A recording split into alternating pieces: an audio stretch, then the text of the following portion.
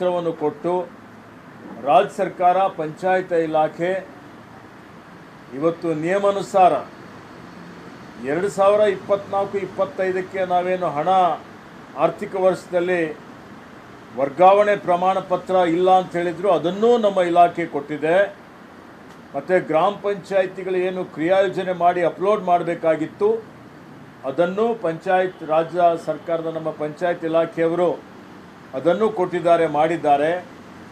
ಅದರ ಜೊತೆಯಲ್ಲಿ ಅವರು ಕೇಂದ್ರ ಸರ್ಕಾರ ಕೇಳಿದಂಥ ಎಲ್ಲ ವಿಷಯಗಳ ಬಗ್ಗೆ ಸ್ಪಷ್ಟೀಕರಣನೂ ನಮ್ಮ ಇಲಾಖೆ ವತಿಯಿಂದ ಕೊಡಲಾಗಿದೆ. ಇಷ್ಟೆಲ್ಲ ಸ್ಪಷ್ಟೀಕರಣ ಕೊಟ್ಟು ಎಲ್ಲ ನಿಯಮಗಳನ್ನು ಪಾಲನೆ ಮಾಡಿದ್ದಾಗ್ಯೂ ಸಹಿತ ಎಲ್ಲೋ ತಂತ್ರಾಂಶದಲ್ಲಿ ದೋಷ ಆಗಿ ಅವರ ತಂತ್ರಾಂಶದಲ್ಲಿ ಇದು ಡಿಸ್ಪ್ಲೇ ಆಗಿಲ್ಲ ಅನ್ನುವಂಥ ಒಂದು ನೆಪ ಇಟ್ಕೊಂಡು ನಮ್ಮ ರಾಜ್ಯಕ್ಕೆ ನ್ಯಾಯಯುತವಾಗಿ ಬರಬೇಕಾಗಿದ್ದಂಥ 2186.20 ಕೋಟಿ ರೂಪಾಯಿ ಹಣವನ್ನು ತಡೆಹಿಡಿಯಲಾಗಿದೆ. ಮತ್ತು ನಾನು ಮೊನ್ನೆ ಹೋಗಿ ಕೇಳಿದ್ದಾಗ ಈಗ 15ನೇ ಹಣಕಾಸು ಯೋಜನೆಯ ಕಾರ್ಯಕ್ರಮ ಮುಗಿದಿದೆ, ಕೊಡೋದಿಲ್ಲ ಅನ್ನುವಂಥ ಒಂದು ಮಾತನ್ನು ಕೇಂದ್ರ ಸಚಿವರು ಹೇಳಿದ್ದಾರೆ. ಅದಕ್ಕಾಗಿ ಇವತ್ತು ನಾನು ಇದು ರಾಜ್ಯ ಸರ್ಕಾರಕ್ಕೆ ಮಾಡಿದಂಥ ಘೋರ ಅನ್ಯಾಯ ಆಗುತ್ತೆ. ಈಗಾಗಲೇ 5927 ಗ್ರಾಮ ಪಂಚಾಯಿತಿಗಳಲ್ಲಿನೂ ಕುಡಿಯ ನೀರಿನ ಸಮಸ್ಯೆ ಇದೆ. ಪ್ರತಿ ವರ್ಷ ಈ ಅನುದಾನದಲ್ಲಿ ಪ್ರತಿ ಗ್ರಾಮ ಪಂಚಾಯಿತಿಗೆ ಸುಮಾರು 20ರಿಂದ 50 ಲಕ್ಷ ರೂಪಾಯಿ ಅವರವರ ಜನಸಂಖ್ಯೆ ಅನುಗುಣವಾಗಿ ಹಂಚಿಕೆ ಆಗ್ತಾ ಇತ್ತು. ಆದರೆ ಹೋದ ವರ್ಷ ಈ ಹಣ ಬರದೇ ಇದ್ದ ಕಾರಣ 1ನೇ ಕಂತು ಬಂದಿಲ್ಲ, 2ನೇ ಕಂತು ಬಂದಿಲ್ಲ. ಕುಡಿಯೋ ನೀರಿಗೆ ಸಮಸ್ಯೆ ಆಗಿದೆ. ಮತ್ತು ಪಂಚಾಯಿತಿಯಲ್ಲಿ ದುಡ್ಡೇ ಇಲ್ಲದೇ ಇದ್ದ ಕಾರಣ ಇವತ್ತು ಪೈಪ್ಲೈನ್ ರಿಪೇರಿ ಹಿಡ್ಕೊಂಡು ಸಣ್ಣ ಪುಟ್ಟ ಅಭಿವೃದ್ಧಿ ಪರ ಕೆಲಸ ಕಾರ್ಯಗಳು ಇವತ್ತು ನಿಂತೋಗ್ಬಿಟ್ಟಿದ್ದಾವೆ.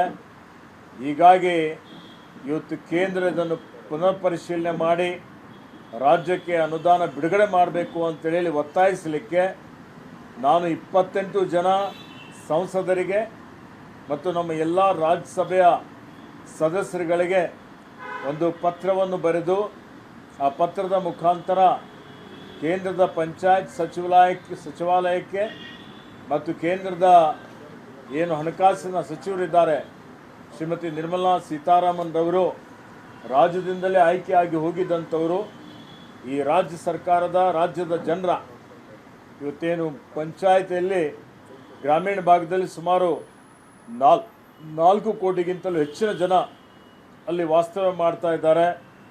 ಅವರ ಒಂದು ಅಭ್ಯುದಯಕ್ಕಾಗಿ ಇವತ್ತು ಈ ಹಣ ತತ್ಕ್ಷಣವೇ ಬಿಡುಗಡೆ ಮಾಡಬೇಕು ಅಂತೇಳಿ ಒತ್ತಾಯಿಸಲಿಕ್ಕೆ ಪತ್ರವನ್ನು ಬರೆದಿದ್ದೇನೆ. ಮತ್ತು ಈಗ ಮಾನ್ಸೂನ್ ಸೆಷನ್ನು ಇದೆ ಲೋಕಸಭೆದು, ಅದೆಲ್ಲೂ ವಿಷಯ ಪ್ರಸ್ತಾಪ ಮಾಡಿ ರಾಜ್ಯ ಸರ್ಕಾರಕ್ಕೆ ನ್ಯಾಯ ಒದಗಿಸಿಕೊಡ್ಬೇಕು ಅನ್ನೋಂಥ ಒಂದು ಒತ್ತಾಯವನ್ನು ಮತ್ತೊಮ್ಮೆ ತಮ್ಮ ಮುಖಾಂತರ ಮಾಡ್ತಾ ಇದ್ದೇನೆ. ಹಾಗೆ ಇವತ್ತು ಮಾಜಿ ಮುಖ್ಯಮಂತ್ರಿಗಳಾದಂಥ ಮಾನ್ಯ ಕುಮಾರಸ್ವಾಮಿಯವರು HMT ಪ್ರದೇಶಕ್ಕೆ ಭೇಟಿ ಕೊಟ್ಟಿದ್ದಾರೆ ಅಂತ ಸುದ್ದಿ ಕೇಳಿ ನನಗೆ ಖುಷಿಯಾಗಿದೆ. ಮೊನ್ನೆ 11ನೇ ತಾರೀಕಿಗೆ ನಾನು ಒಂದು ಮಾಧ್ಯಮಗೋಷ್ಠಿ ಮಾಡಿ ಅವರಿಗೆ HMT ಬಗ್ಗೆ ಏನೊಂದು ಗೊಂದಲ ಇತ್ತು, ಅದು ಇವತ್ತು ಸ್ಪಷ್ಟೀಕರಣ ಮಾಡಬೇಕು ಅಂತೇಳಿ ಹೇಳಿ ಇದು ರಾಜ್ಯ ಸರ್ಕಾರದ ಆಸ್ತಿ ಇದೆ ಮತ್ತು ಇಲ್ಲಿ ಸುಮಾರು 280 ಎಕರೆಯಲ್ಲಿ ಹಸಿರು ಹೊದಿಕೆ ಇದೆ ಅನ್ನುವಂಥದ್ದು ನಾನು ಖುದ್ದಾಗಿ ಪರಿಶೀಲನೆ ಮಾಡಿ ಬಂದಿದ್ದೇನೆ ಅಂತ ಹೇಳಿದ್ದೆ. ನೀವು ಬೇಕಾದರೆ ಖುದ್ದಾಗಿ ಪರಿಶೀಲನೆ ಮಾಡಿ ಅಂತೇಳಿ ಹೇಳಿದ್ದೆ. ಇವತ್ತು ಅವರು ಖುದ್ದಾಗಿ ಅಲ್ಲಿಗೆ ಹೋಗಿದ್ದಾರೆ ಅಂತೇಳಿ ಸುದ್ದಿ ಬಂದಿದೆ. ಅದಕ್ಕೆ ಹೋಗಿದ್ದಾರೆ ಹಿರಿಯ ಅಧಿಕಾರಿಗಳ ಜೊತೆಯಲ್ಲಿ. ಅದಕ್ಕೆ ಅವರಿಗೆ ಅಭಿನಂದನೆಗಳನ್ನು ಸಲ್ಲಿಸ್ತಾ ಇದ್ದೇನೆ.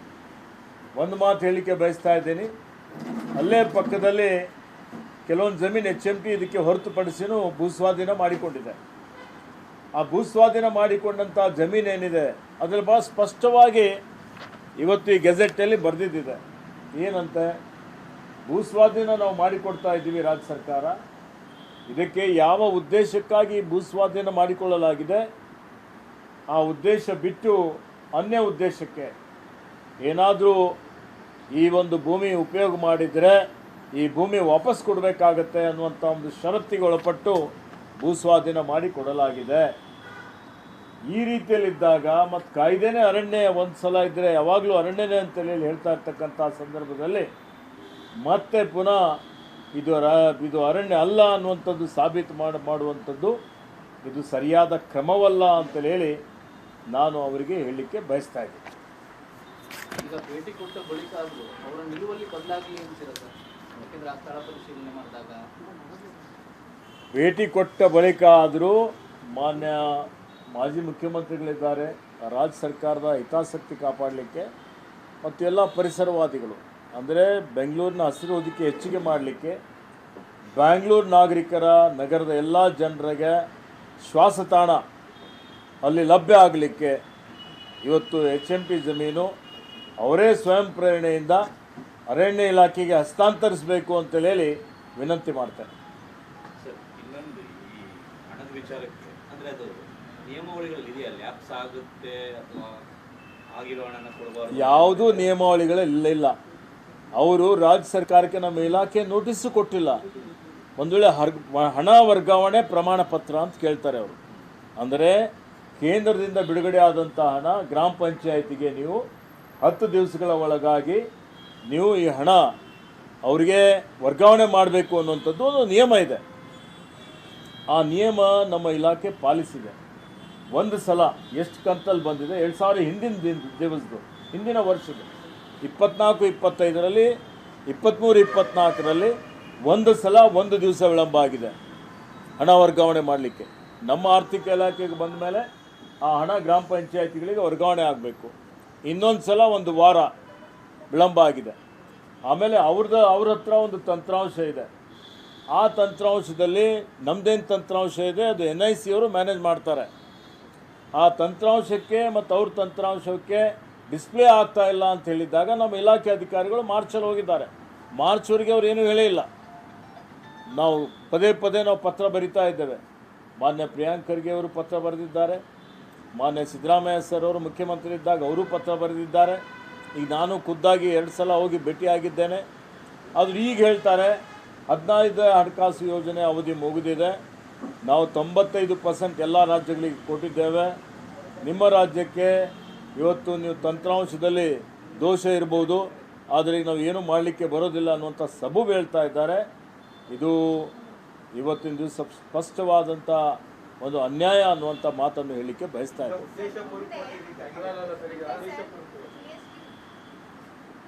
ಈಗ ನಾವು ಉದ್ದೇಶಪೂರ್ವಕವಾಗಿಯೇ ಅಂತ ಹೇಳಬೇಕಾಗುತ್ತೆ.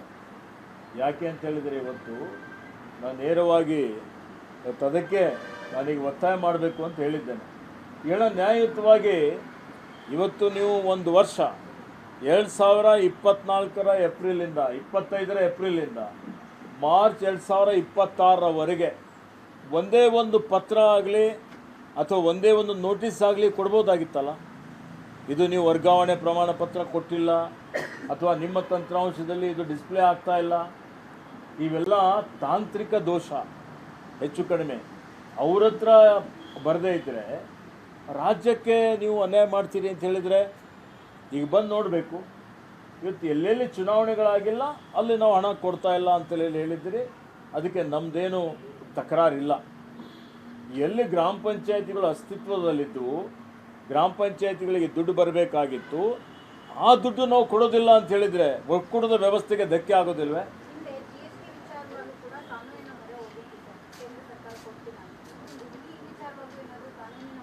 ನೋಡಿ, ಈಗ ಹಿಂದೆ ಬರ ಪರಿಹಾರ ಪ್ರವಾಹದಲ್ಲಿ ಏನು ನೆರೆ ಪರಿಹಾರ ಕೊಡುವಂಥದ್ರಲ್ಲಿ ವಿಳಂಬ ಆಗಿದೆ ಅಂತೇಳಿ ಸರ್ವೋಚ್ಚ ನ್ಯಾಯಾಲಯಕ್ಕೆ ನಾವು ಹೋಗಿದ್ದೇವೆ, ಆಯಿತಾ.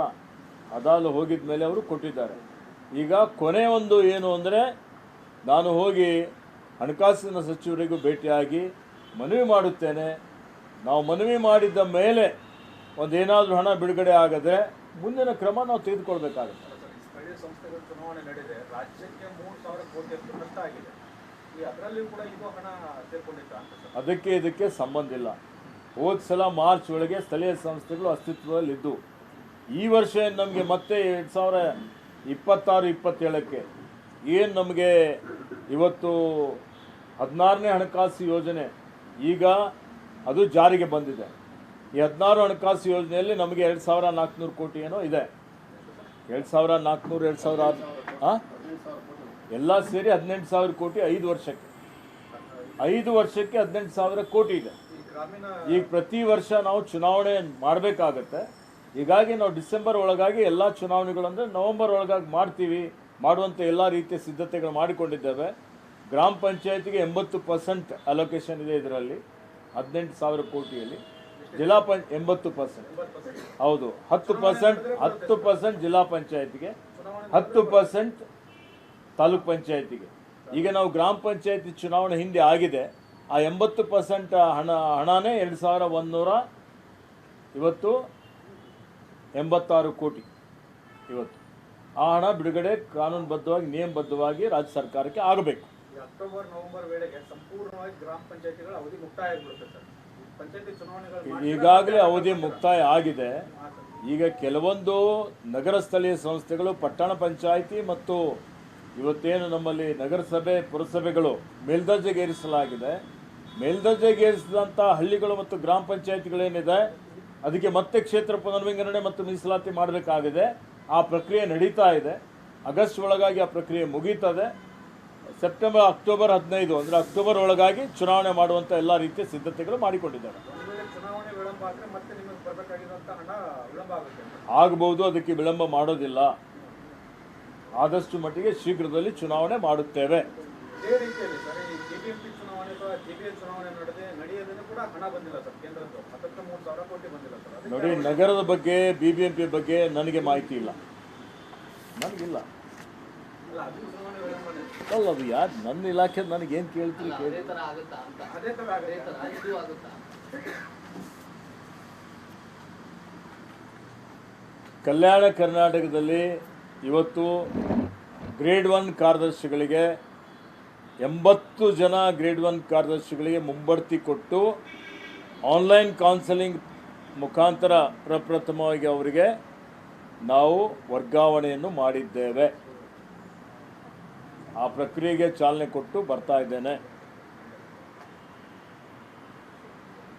ಅಖಿಲ ಭಾರತ ವೀರಶೈವ ಲಿಂಗಾಯತ ಮಹಾಸಭೆ ವತಿಯಿಂದ ರಾಷ್ಟ್ರೀಯ ಅಧ್ಯಕ್ಷನಾಗಿ ಈ ವರ್ಷ 14,000 ವಿದ್ಯಾರ್ಥಿನಿಯರು ಯಾರು 10ನೇ ತರಗತಿಯಲ್ಲಿ 90%ಕ್ಕಿಂತ ಹೆಚ್ಚಿನ ಅಂಕಗಳನ್ನು ಪಡೆದಿದ್ದಾರೆ ಮತ್ತು ಪದವಿ ಪೂರ್ವ ದ್ವಿತೀಯ PUCಯಲ್ಲಿ 90%ಕ್ಕಿಂತ ಹೆಚ್ಚಿನ ಅಂಕಗಳನ್ನು ಪಡೆದಂಥವರಿಗೆ ಅವರಿಗೆ ಪ್ರಶಸ್ತಿ ಪ್ರತಿಭಾ ಪುರಸ್ಕಾರವನ್ನು ಕೊಟ್ಟಿದ್ದೇವೆ. ಸುಮಾರು 1.5 ಕೋಟಿ ರೂಪಾಯಿ ಹಣ ಅನುದಾನ ಮೀಸಲಿಟ್ಟು. ಸೊ ದೆಹಲಿಯಲ್ಲಿ ಸಂಪುಟ ಪುನರ್ರಚನೆ ವಿಸ್ತರಣೆಗೆ ಸಂಬಂಧಪಟ್ಟಂಗೆ ಇದು ನಡೀತಾ ಇದೆ. ಸೊ ಸಮುದಾಯಕ್ಕೆ ತಮ್ಮ ಆಗ್ರಹ ಏನು ಸರ್? ಎಷ್ಟು ಕೊಡಬೇಕು, ಆ ಥರದ ಏನಾದ್ರು ಪ್ರಸ್ತಾಪ ಇದೆಯಾ? ನಾನು ಈಗಾಗಲೇ ವಿನಂತಿಯನ್ನು ಮಾಡಿದ್ದೇನೆ. ಇವತ್ತು ನಮ್ಮ ಪಕ್ಷ ಪ್ರತಿಯೊಬ್ಬರಿಗೂ ಸಾಮಾಜಿಕ ನ್ಯಾಯ ಕೊಡುವಂಥ ಒಂದು ಪಕ್ಷ ಇದೆ. ಸರ್ವರಿಗೂ ಸಮಬಾಳು ಸಮಪಾಲು ಅನ್ನುವಂಥ ರೀತಿಯಲ್ಲಿ ಎಲ್ಲ ಸಮುದಾಯಗಳಿಗೂ ಇವತ್ತು ನ್ಯಾಯ ಕೊಡುವಂಥ ಕೆಲಸ ನಮ್ಮ ಸರ್ಕಾರ, ನಮ್ಮ ಪಕ್ಷ ಮಾಡುತ್ತದೆ. ಅದರಲ್ಲಿ ಇವತ್ತು ವೀರಶೈವ ಲಿಂಗಾಯತರು 2023ರಲ್ಲಿ ನಡೆದಂಥ ಚುನಾವಣೆಯಲ್ಲಿ ಇವತ್ತು ಕಾಂಗ್ರೆಸ್ ಪಕ್ಷಕ್ಕೆ ಒಂದು ಹೆಚ್ಚಿನ ರೀತಿಯಲ್ಲಿ ಬೆಂಬಲವನ್ನು ಕೊಟ್ಟಿದ್ದಾರೆ. ಸುಮಾರು 36 ಜನ ಈ ಸಮುದಾಯದ ಶಾಸಕರು ಇವತ್ತು ಕಾಂಗ್ರೆಸ್ ಪಕ್ಷದಿಂದ ಗೆದ್ದಿದ್ದಾರೆ.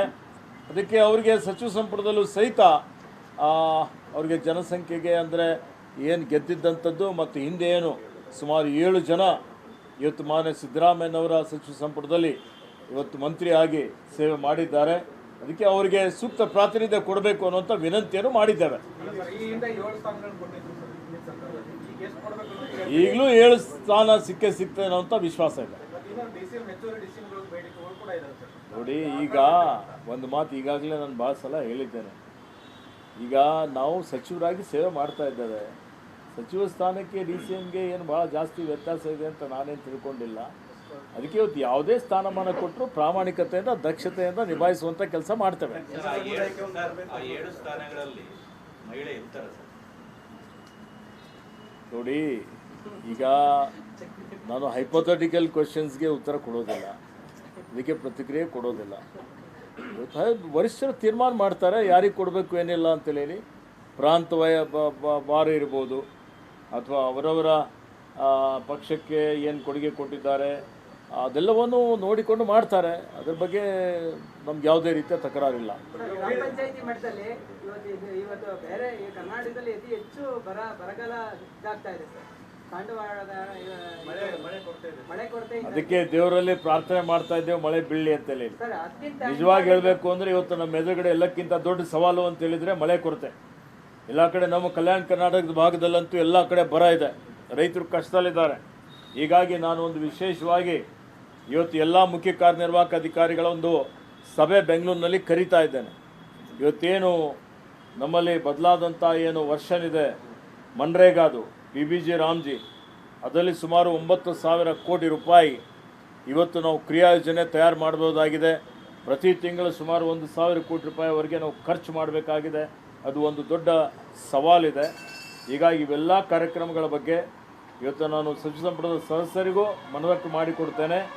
ಒಂದು ಪವರ್ ಪಾಯಿಂಟ್ ಪ್ರೆಸೆಂಟೇಷನ್ ಮಾಡಿ ಮತ್ತು ಎಲ್ಲ CEOಗಳಿಗೆ ಎಲ್ಲ ಆಹ್ವಾನ ಮಾಡಿ, ಯಾರು ಇವತ್ತು ಬರ ಇದೆ ಉದ್ಯೋಗ ಇಲ್ಲ ಅಂತೇಳಿ ಹೇಳಿ ವಲಸೆ ಹೋಗಬಾರ್ದು ನಗರಗಳಿಗೆ, ಅಲ್ಲಿ ಇಲ್ಲಿ ಆ ಗ್ರಾಮದಲ್ಲಿ ಅವರಿಗೆ ಉದ್ಯೋಗ ಲಭ್ಯ ಆಗುವಂಥ ರೀತಿಯಲ್ಲಿ ಮಾಡಬೇಕು.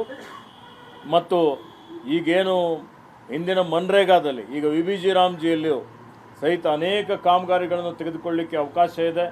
ಅದಕ್ಕೆ ಸರ್ಕಾರದಲ್ಲಿ ದುಡ್ಡಿನ ಕೊರತೆ ಇಲ್ಲ.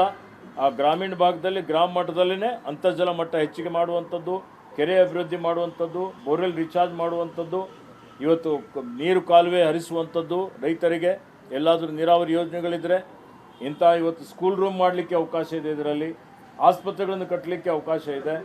ಹೀಗಾಗಿ ಇವೆಲ್ಲ ವೆಟರ್ನರಿ ಆಸ್ಪತ್ರೆ ಕಟ್ಟಲಿಕ್ಕೆ ಅವಕಾಶ ಇದೆ, ಪ್ಲೇಗ್ರೌಂಡ್ ಮಾಡಲಿಕ್ಕೆ ಅವಕಾಶ ಇದೆ, ಕಂಪೌಂಡ್ ವಾಲ್ಗಳು ಮಾಡಲಿಕ್ಕೆ ಅವಕಾಶ ಇದೆ, ಸ್ಮಶಾನ ಭೂಮಿ ಅಭಿವೃದ್ಧಿ ಮಾಡಲಿಕ್ಕೆ ಅವಕಾಶ ಇದೆ. ಇವೆಲ್ಲ ಆದ್ಯತೆ ಮೇರೆಗೆ ಇವೆಲ್ಲ ಕಾಮಗಾರಿಗಳನ್ನು ತೆಗೆದುಕೊಂಡು ಇವತ್ತು ಜನರ ಸಮಸ್ಯೆ ಬಗೆಹರಿಸಬೇಕು ಅನ್ನುವಂಥ ರೀತಿಯಲ್ಲಿ ಎಲ್ಲ CEOಗಳ ಸಭೆ ನಾನು ಬೆಂಗಳೂರಿನಲ್ಲಿ ಆದಷ್ಟು ಶೀಘ್ರದಲ್ಲಿ ಕರೀತಾ ಇದ್ದೇನೆ. ಕೆಲಸ ಯಾವಾಗ ಹಂಚಿಕೆ ಆಗುತ್ತೆ BBG ರಾಮ್ಜಿ? ಈಗಾಗಲೇ BBG ರಾಮ್ಜಿ ಯೋಜನೆ ಜಾರಿಯಲ್ಲಿದೆ. 1 ಲಕ್ಷಕ್ಕೂ ಹೆಚ್ಚಿನ ಜನ ಈಗಾಗಲೇ ದಿನ ಕೂಲಿ ಕಾರ್ಮಿಕರು ಅದರಡಿ ಕೆಲಸ ಮಾಡ್ತಾ ಇದ್ದಾರೆ. ಹಿಂದಿನ ಕ್ರಿಯಾ ಯೋಜನೆನೇ ಮುಂದುವರಿಸಲಿಕ್ಕೆ ಅವಕಾಶ ಇದೆ. ಹೀಗಾಗಿ ಎಲ್ಲ ಪೇಮೆಂಟ್ಸ್ಗಳು ಆಗ್ತಾ ಇದೆ. ಸೊ ಆ ರೀತಿಯಲ್ಲಿ ಇವತ್ತು ಏನೇನು ಆದ್ಯತೆ ಮೇರೆಗೆ ಹೆಚ್ಚಿನ ಒಂದು ಪ್ರಚಾರ ಕೊಟ್ಟು ಕಾಮಗಾರಿಗಳು ತೆಗೆದುಕೊಳ್ಳಬೇಕು ಅನ್ನೋಂಥದ್ರ ಬಗ್ಗೆ ಒಂದು ತಂಡ ಮಾಡಿ ನಾವು ಅಧಿಕಾರಿಗಳಿಗೆ ಹೇಳಿದ್ದೇನೆ. ಒಂದು ಇವತ್ತು ಸ್ಟಡಿ ಮಾಡಿ ಒಂದು ವರದಿ ತಯಾರು ಮಾಡಿ ಅಂತೇಳಿ ಈ ಎಲ್ಲ CEOಗಳಿಗೆ, ಎಲ್ಲ DSಗಳಿಗೆ, ಡೆಪ್ಟಿ ಸೆಕ್ರೆಟರಿಗಳಿಗೆ ಅವರಿಗೂ ಆಹ್ವಾನ, ಅವರಿಗೂ ಕರಿತೀವಿ. ಮತ್ತು ಅವರಿಗೆ ಕರೆದು ಇವತ್ತು ಏನು BBG ರಾಮ್ಜಿ ಉತ್ತಮ ರೀತಿಯಲ್ಲಿ ಅನುಷ್ಠಾನ ಮಾಡುವಂಥ ರೀತಿಯಲ್ಲಿ ಇವತ್ತೇನು ಮನ್ರೇಗಾ ರೀತಿಯಲ್ಲಿ ಮಾದರಿಯಲ್ಲಿ ಮಹಾತ್ಮ ಗಾಂಧಿ ನಾವು ನಮ್ಮ ಯೋಜನೆ ನಮ್ಮ ಕೂಸೆ, ಅದು ಈಗ ಬರೀ ಹೆಸರು ಮಾತ್ರ ಬದಲಾವಣೆ ಆಗಿದೆ. ಅದರಲ್ಲಿ ಕೆಲವೊಂದು ನ್ಯೂನತೆಗಳಿದ್ದಂಥದ್ದು ಅದು ನಾವು ವಿರೋಧ ಮಾಡಿದ್ದೇವೆ. ಕೇಂದ್ರಕ್ಕೆ ನಮ್ಮ ಮನವರಿಕೆಯನ್ನು ಮಾಡಿಕೊಟ್ಟಿದ್ದೇವೆ ಮತ್ತು ಅದನ್ನು ಜಾರಿಗೆ ತರುವಂಥ ಕೆಲಸ ಮಾಡ್ತೇವೆ. ಕೌನ್ಸಿಲ್ ವಿಚಾರವಾಗಿ ಡಿನೋಟಿಫಿಕೇಶನ್ ಮಾಡಿದ್ರೆ ಜೈಲಿಗೆ ಹೋಗ್ತೇನೆ ಅನ್ನೋಂಥ ಮಾತ್ರ ಸೇಮ್ ಹೇಳ್ತಾ ಇದ್ದಾರೆ. ಈ ಜನರಿಗೆ ಬೇಡವಾದಂಥ ಯೋಜನೆ ಅನ್ನೋದಾದ್ರೆ ಡಿನೋಟಿಫಿಕೇಶನ್ ಮಾಡೋದು ಕಷ್ಟನಾ?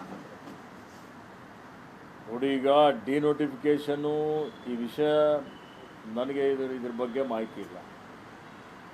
ಸೊ ಅದಕ್ಕೆ ನಾನು ಯಾವುದೇ ರೀತಿಯ ಪ್ರತಿಕ್ರಿಯೆ ಕೊಡೋದಿಲ್ಲ.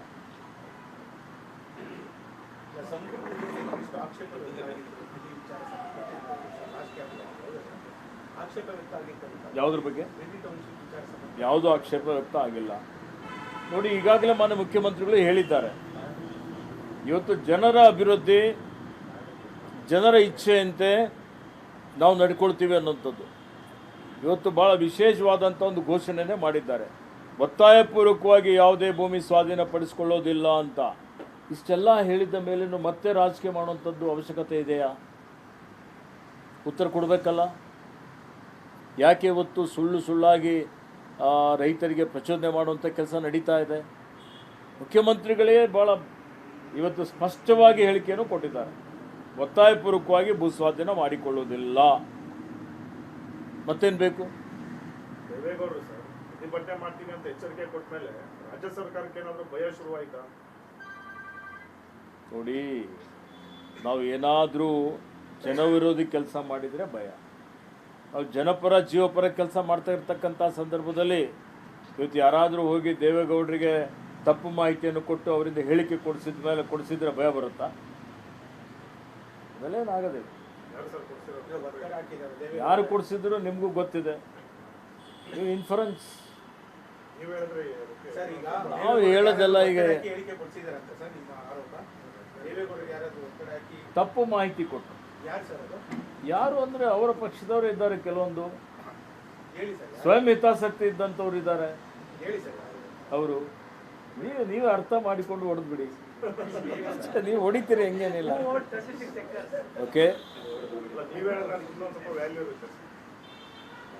ಅಲ್ಲ, ಅಲ್ಲಿ ಯಾರ್ದು ಹಿತಾಸಕ್ತಿ ಇದೆ ಅದು ನಿಮಗೂ ಗೊತ್ತಿದೆ.